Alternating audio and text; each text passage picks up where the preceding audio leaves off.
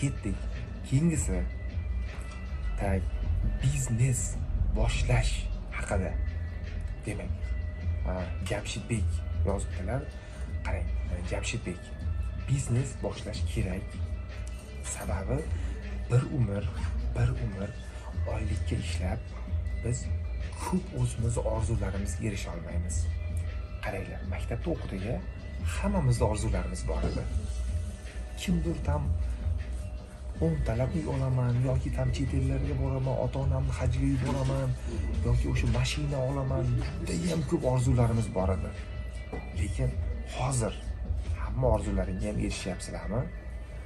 Orzularing esingizdami? Agar esingizda bo'lmasa bilingki, demak sizlar ishonmayapsizlar orzularingga erishishlaringga.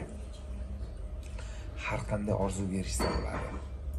Orzuni yoniga vaqt qo'yamiz, u maqsadga aylanadi. Maqsadlarimizga erishish uchun biz biznes qilamiz.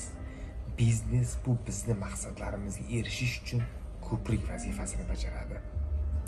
Biznes qilishimizdan maqsad to'g'ri, har xil ishni qilamiz, odamlarga foydamiz tegadi. Lekin biznesning oxirgi produkti bu pul. Pul nima uchun kerak bizga? Pul bu realniy ko'prik.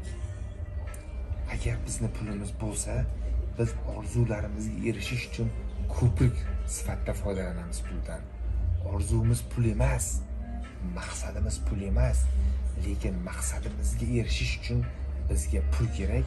Pulni ko'prik sifatida foydalanib maqsadimizga erishamiz. Maqsadimiz yaxshilik qilishmi? Maqsadimiz dunyoni kezishmi? Maqsadimiz ota-onamizni hajga yuborishmi? Alloh suygan banda bo'lishmi? Jannatga tushishmi? Marhamat. Hammasiga imkoniyat kerak. Ko'proq insonlarga yaxshilik qilinglar. Ko'proq o'zingiz uchun vaqt ajrating. O'shanda hamma narsaga imkoniyatga erishasizlar. Buning uchun birinchi o'rinda biznes qilishimiz kerak. Biznes. Bu muvaffaqiyatning birinchi harakati.